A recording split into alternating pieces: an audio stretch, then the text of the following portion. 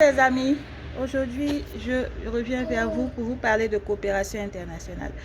Je rappelle que je m'appelle Aïcha Yatabari, je suis spécialiste en santé publique, médecin d'abord, spécialiste en santé publique, diplômée en France, en humanitaire, diplômée en France aussi, et en coopération internationale, diplômée en France. J'ai fait ces deux diplômes de 3e cycle de façon simultanée ici en France.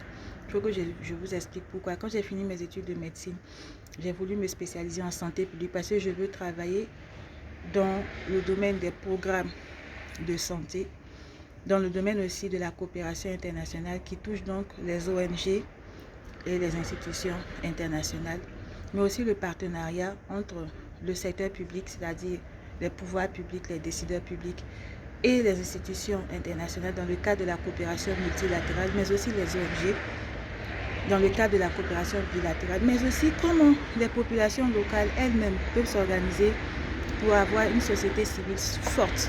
Une société civile forte. C'est dans ce cadre que j'ai créé des associations, j'ai mené beaucoup d'actions sur le terrain en Afrique et en France aussi, où je suis depuis 5 ans. J'ai mené des actions associatives. Donc je connais bien le domaine des décideurs, le monde des décideurs politiques. Je connais bien le domaine associatif sur le terrain à travers les ONG et les associations. Moi, j'ai travaillé dans le domaine, j'ai milité dans le domaine associatif. Et je connais le domaine des institutions internationales à travers mes études, à travers mes recherches. J'ai publié 5 essais dans le domaine, je vous en ai déjà parlé. Donc, pour revenir au sujet du jour, la coopération internationale, le monde est à une phase charnière, c'est-à-dire il y a un risque de guerre mondiale, de conflit mondial. Il y a la prolifération de l'arme nucléaire et la menace nucléaire est brandie à chaque fois par la Russie, par Poutine, par M. Poutine.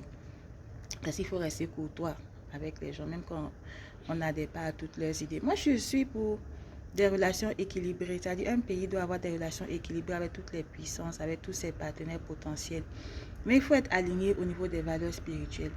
Il y a des traités qui ont été signés, des accords en termes de non-prolifération nucléaire dans le monde.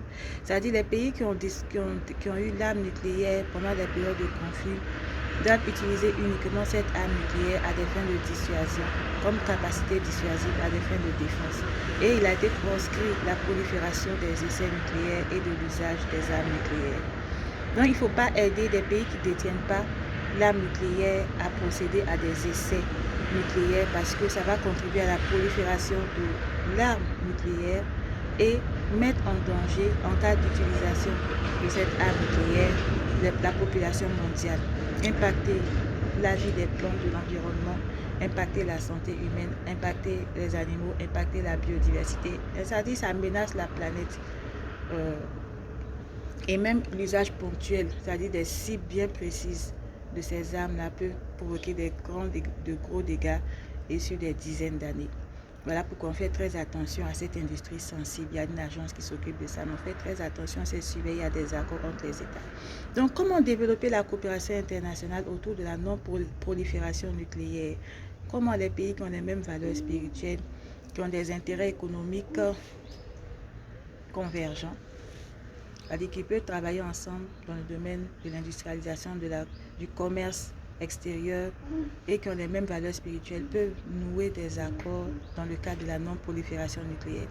Il y a les pays d'Asie centrale, je reviens toujours, parce que je parle beaucoup de sécurité énergétique, de politique énergétique, ou alors, si vous voulez, de stratégie énergétique pour l'industrialisation en lien avec la santé environnementale, c'est-à-dire les énergies que nous allons utiliser pour notre développement, pour l'industrialisation, qui ne vont pas compromettre la santé et l'environnement, et aussi qui vont prendre en compte les spécificités des populations vulnérables comme les femmes. Donc, ces pays d'Asie centrale sont très riches en matières premières, en minerais, en hydrocarbures, comme je l'ai déjà dit. Et leur économie est basée sur ces hydrocarbures et ils sont en train de développer des énergies renouvelables pour limiter l'émission de gaz à effet de serre. Et comme je disais la dernière fois, le nucléaire est une énergie qui ne libère pas, qui n'émet pas de CO2. Et c'est une bonne énergie pour les pays qui veulent se lancer vers leur industrialisation. S'ils développent à côté des politiques de production d'énergie renouvelable et s'ils en ont les moyens et aussi s'ils sont dans un contexte sécuritaire bien stable qui ne va pas menacer la sécurité des populations à travers des essais nucléaires ou je dirais plutôt à travers des centrales nucléaires, c'est ce que j'ai voulu dire, qui sont des cibles potentielles d'attaque pour des groupes dissidents.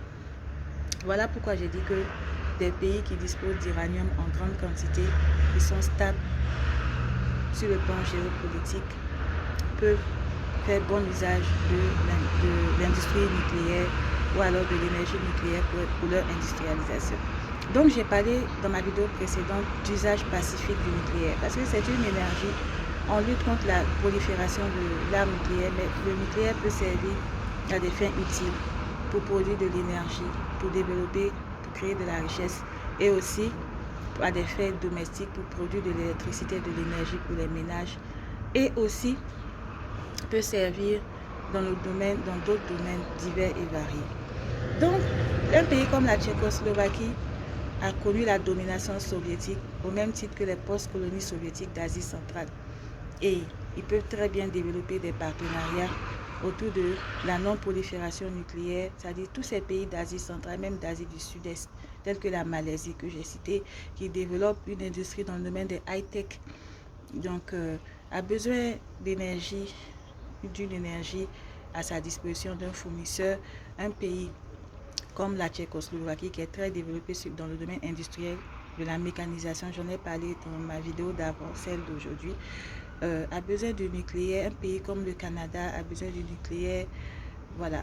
Donc, il y a des accords à signer, des liens à renforcer autour de ces valeurs qui sont l'engagement pour la non-prolifération nucléaire, l'usage pacifique du nucléaire, le développement pour le bien-être des populations, en même temps le développement d'énergie renouvelable et en même temps l'usage du nucléaire à des fins uniquement dissuasives, pour la capacité dissuasive pour la défense et comment on peut circonscrire les menaces liées à des pays qui veulent se servir du nucléaire à des fins impérialistes et qui menacent la paix, je dirais plutôt qui menacent la sécurité et la santé mondiale.